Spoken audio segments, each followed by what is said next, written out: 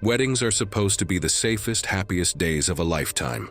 But when planning, pressure, and spectacle take over, small risks get ignored. These are the worst wedding deaths ever recorded. Moments meant to celebrate love that ended in sudden, irreversible tragedy. It was May 14, 2018, off the coast of Key Largo, Florida. Seas were calm, visibility was average, and the charter ran on a tight schedule. A permitted platform hovered above a shallow reef. Staff rushed briefings on depth and currents. The underwater ceremony was planned to last only minutes. Briefly, James Mercer was 34, a sales engineer for a medical device distributor, careful and risk-aware. He dove for recreation, logged about 80 dives, and preferred planning and checklists. The underwater wedding fit his partner's creativity, and discounts came through a resort marketing package. He trusted licensed operators, surface air helmets, and procedures he believed were standard and safe. The helmets were hard acrylic domes supplied by air hoses from deck compressors. Air flowed constantly, venting at the neck seal. The couple knelt on the seabed at 12 feet, waited to stay down. Safety depended on steady airflow and clear signals, not backup tanks, making calm critical if supply changed during movement, filming, noise, or cues. That afternoon's plan raised risk. A media crew asked for longer vows and more angles. A mild current increased, and surface chop tugged the hoses. The captain suggested shortening the ceremony. The coordinator overruled it to stay on schedule, citing permits and guests. No backup air bottles were placed on the seabed despite manuals, drills, past warnings, emails, and logs. As guests gathered, James practiced breathing and signaled okay. The couple descended with 2 safety divers behind them. Bubbles rose steadily. The current pulled sideways, tightening the hose against the deck hardware. A rattling sound began near the compressor, unnoticed under music. James felt airflow surge, then weaken, pressure shifting, sound dulling, breaths shortening. The compressor briefly over-released air before stalling. Witnesses later described the sound changing, followed by the hose losing tension as airflow stopped. James attempted to inhale but received no air. He raised both hands and signaled distress, gripping the rim of the helmet. As he leaned forward, the remaining air pocket collapsed, and water began rising rapidly into the helmet. His breathing became fast and uneven, a pattern consistent with panic during sudden air loss. A safety diver reached him within seconds and pulled on the hose, checking for flow. The diver tapped the visor and attempted to clear the helmet while signaling the surface crew. The hose remained slack. As the diver tried to lift the helmet to re-establish airflow, James stood abruptly, likely reacting to the lack of air. His weight belt shifted out of position. He lost balance and fell forward. Water rushed fully into the helmet. His body stiffened, then stopped moving. Another diver marked an emergency on the slate and signaled upward. Emergency services were contacted immediately from the surface platform. The surface crew hauled the hose and lifted James out within a minute. CPR started immediately on the platform. Paramedics arrived 7 minutes after the call. Despite oxygen and chest compressions, breathing never returned. 3 phone videos later showed the airflow loss and rapid collapse amid bubbles, signals, current, ropes, music, and sudden silence. The medical examiner determined that James drowned after the air supply failed. Water was found throughout the lungs, with foam in the airway. No broken bones or blunt injuries were present, and the sudden loss of airflow caused acute air hunger and oxygen deprivation, explaining the visible panic and loss of control seen on video. Investigators cited extended exposure without a backup air source and scheduled pressure as contributing factors. The operator suspended underwater ceremonies during the review. James's employer quietly ended promotional ties, and the resort removed helmet weddings from its offerings before reopening the site weeks later. It was June 22, 2013, on a narrow paved road in Amish farmland, Lancaster County, Pennsylvania. Evening light softened the heat, traffic was sparse, and wooden fences bordered open fields. The wedding ran slightly behind schedule, and the carriage exit was expected to last only moments toward the reception barn. Sarah Whitlock was 29, and worked as a veterinary assistant at a mixed animal clinic outside Lititz. She worked with horses daily, assisting with sedation, hoof care, and transport checks. Co-workers described her as observant and methodical, someone who noticed early signs of stress before animals reacted. She rode horses recreationally and volunteered with a local rescue that retrained draft horses with anxiety issues. Her experience around animals influenced wedding decisions, including choosing a horse-drawn carriage exit she believed was manageable. The carriage company was small and local, using draft horses familiar with farm equipment, traffic, and road noise. The same team had worked rural routes for years without prior incidents. Harnesses were standard leather tack, reins intact, and the carriage wheels recently serviced. The only change from rehearsal was a last-minute suggestion by guests to use handheld fireworks during the exit. Sarah objected briefly, noting horses could react to sudden sound. The plan continued after assurances that the fireworks would be set off farther away. The carriage moved east at walking speed, Sarah seated on the rear bench with her gown gathered beside her. Guests stood along the roadside behind a rope barrier. Phones were raised. The driver guided the team forward with light rain contact. As the carriage approached a bend in the road, the first firework detonated closer than intended. The sound echoed sharply along the fence line. Both horses startled at the same moment, tightening and lunging forward before the driver could regain control. A second firework went off. The team accelerated into a gallop, hooves striking pavement unevenly. The driver leaned back, reins slipping as speed increased. Witnesses later described the carriage rocking as wheels hit patched sections of road. The carriage drifted toward the shoulder. One wheel dropped into a shallow drainage ditch, twisting the frame. The axle lifted, then slammed back down. The carriage overturned. Sarah was thrown backward, her gown catching on the exposed axle hub. The horses continued forward, dragging her along the road. The fabric tore in sections as she was pulled roughly 30 feet, her head and chest striking pavement repeatedly. Several guests ran toward her. Others remained still, recording. Emergency services were immediately called. The driver stopped the horses moments later and cut them loose from the traces. Sarah lay motionless beside the carriage, her gown torn and soaked with blood. She was not breathing. Paramedics arrived 9 minutes after the call and confirmed death at the scene due to injuries incompatible with survival. Investigation revealed that Sarah died from blunt head trauma and crushing chest injuries. Fracture patterns and road abrasions matched the measured drag distance from the carriage. The absence of defensive wounds indicated she lost consciousness early. Authorities classified the death as accidental, triggered by an animal's flight response to sudden noise. Her clinic later posted a permanent notice banning fireworks near animals. Lancaster County restricted carriage events along that stretch of road afterward. It was April 12, 2015, inside a restored 1890s stone chapel outside Napa Valley, California. The morning was calm and dry. Guests filled the pews early, drawn by age and character. Thick masonry walls and exposed timber beams suggested permanence, making structural risk feel distant and abstract to most attendees. Rachel Nguyen was 31 and worked as a structural drafting technician at a mid-sized engineering firm in Santa Rosa. Her job involved turning engineers' calculations into construction drawings, often for safety retrofits she never saw completed. She was careful, detail-focused, and often frustrated when upgrades were delayed for cost or appearance. Outside work, she tutored math at a community college and regularly finished tasks others left incomplete. Her wedding was simple, but the chapel was chosen for appearance, not safety history. Her father, Thomas Nguyen, was 58 and had run a small print shop for 30 years. He was physically capable, practical, and closely involved in Rachel's life after her mother died years earlier. He trusted old buildings that had lasted generations. The chapel had been cosmetically restored 5 years earlier, with new lighting, refinished pews, and iron chandeliers mounted to original timber trusses.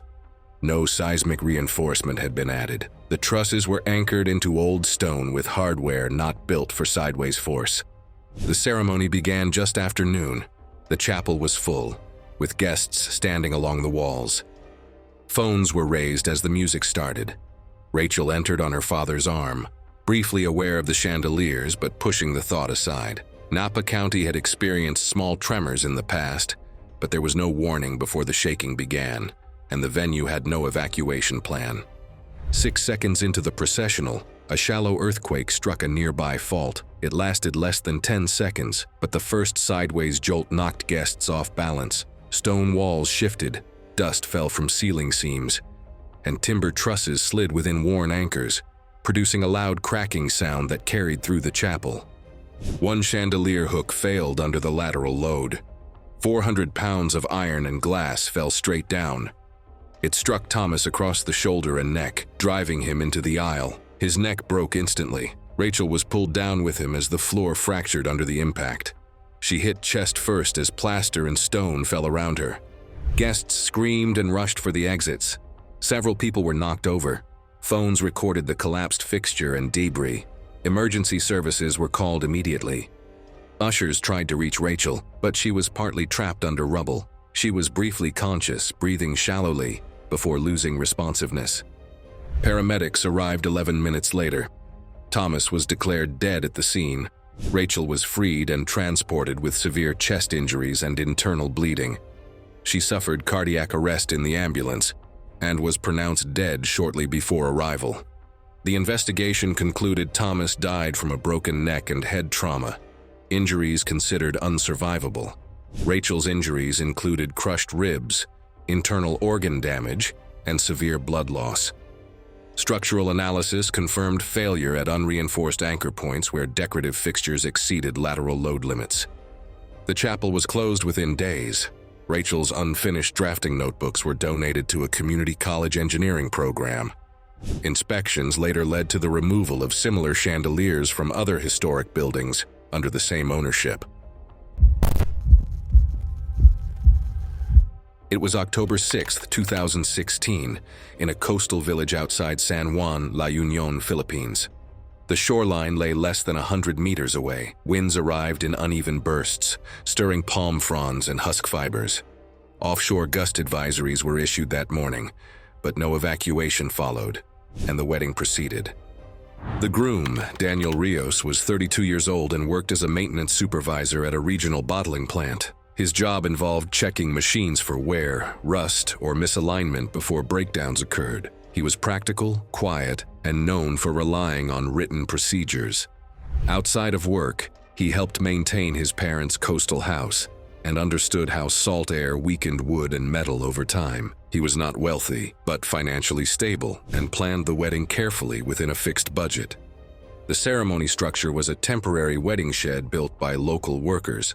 It consisted of untreated wooden poles set into sand, woven coconut leaf roofing, and decorative fabric tied to horizontal beams. The shed was placed directly beneath a line of mature coconut trees planted years earlier to protect the shoreline. Coconut palms have shallow root systems, especially where soil erosion is present. No tree inspection was performed. Placement was based on familiarity, not risk assessment.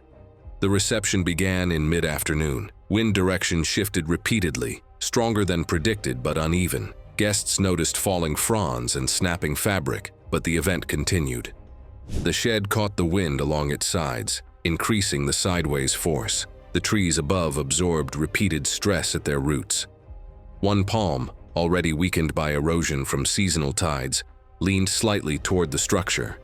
At 4:18 p.m., a stronger gust pushed in from the water. Witnesses later described a heavy cracking sound. The palm's root base failed without warning. Instead of breaking mid-trunk, the tree rotated and fell as a whole. Gravity accelerated it downward. There was no opportunity for people beneath to move. The tree struck the shed roof first, flattening the woven panels. The trunk continued through and hit Daniel across the head and upper chest. The force drove him straight to the ground. Secondary beams collapsed, throwing nearby guests backward. The shed folded inward seconds later, trapping several people under poles and roofing. Phones recorded the aftermath. Daniel remained motionless. Blood spread beneath his head, soaking into the sand. Two nearby guests tried lifting the trunk but could not move it. Emergency services were called while efforts to pull trapped guests free from lighter debris continued. Local responders arrived 8 minutes later. Daniel was checked where he lay. He was not breathing and had no pulse. His injuries were severe and obvious. He was pronounced dead at the scene without removal. 2 guests suffered broken bones and cuts but survived. The post-mortem found that Daniel died from severe head and chest injuries caused by the falling tree. Multiple skull fractures and collapsed ribs led to immediate brain injury and respiratory failure. There were no signs of defensive movement. Investigators linked the collapse to erosion at the tree base and the placement of a temporary structure beneath uninspected vegetation. The remaining palms were removed. The village council later banned event sheds under mature trees without inspection, and Daniel's employer reviewed the case during a safety briefing. It was July 21, 2016, at a rented estate outside Temecula, California. The reception spread from a stone patio onto grass beside a decorative pool. Earlier sprinklers left the ground damp. Extension cords crossed walkways for lights and music as guests moved between areas, many barefoot, while moisture lingered into the evening. The groom, Michael Turner, was 35 and worked as a facilities project manager for a regional logistics company. His job involved coordinating contractors, tracking repairs, and approving safety checks. Friends described him as practical and calm, often fixing minor issues himself. The wedding reflected that approach, with rented speakers, a freelance DJ, and temporary lighting arranged without a formal event layout. Michael was not a licensed electrician, but co-workers said he understood basic safety rules from work. The pool was decorative, shallow at the edge, with underwater lights and metal railings installed years earlier. Power for the DJ ran from an outdoor outlet to a surge strip, then across grass using standard extension cords not designed for wet locations. The main challenge that evening was layout. The dance area was placed near the pool for photos and space. A heat advisory earlier that day led many guests to remove their shoes. The DJ requested additional lighting and moved a cord closer to the pool edge to balance sound and coverage. No ground fault protection was confirmed on the outlet. As dancing increased, drinks spilled, and condensation dripped onto the grass. Guests stepped over cords repeatedly. A groomsman mentioned moving the cable farther from the water, but the suggestion was delayed until after a song ended. The pool pump cycled, causing light vibration along the deck and nearby concrete edge. During a crowded dance sequence, a guest slipped on wet grass near the pool and fell backward. Witnesses stated she grabbed a nearby extension cord while trying to steady herself. The cable was pulled out of position and slid toward the pool, with the plug end entering the water. Within moments, people near the edge felt sharp shocks through their feet and stepped away. Michael was standing barefoot close to the pool and moved toward the fallen guest. Witnesses saw his body stiffen as he reached the wet edge. He collapsed immediately onto the concrete and did not respond. Music stopped almost immediately, as guests realized something was wrong. One person called emergency services while another used a dry wooden chair to push the live extension cord away from the pool's edge. CPR began within a minute, but Michael had no detectable pulse. Several nearby guests reported brief electrical shocks and tingling sensations before moving away from the wet area on their own. Paramedics arrived 7 minutes after the call. A defibrillator was used, and a heartbeat was briefly restored before stopping again. Michael was transported to a nearby hospital, where resuscitation efforts continued. He was pronounced dead shortly after arrival. The medical examiner concluded Michael died from cardiac arrest caused by electrical shock. Small burn marks on the foot and shoulder were consistent with the path of electrical current through the body. Wet ground lowered resistance, allowing the shock to disrupt his heart rhythm almost instantly. The investigation focused on power routing near water and the absence of ground fault protection, noting that the surge strip used for the DJ equipment offered no protection against electrical faults in wet conditions. The estate later required protected outlets for events, and the DJ updated setup procedures. The family requested privacy and did not participate in public statements. It was November 12, 2017, in a converted warehouse venue in Riverside, California.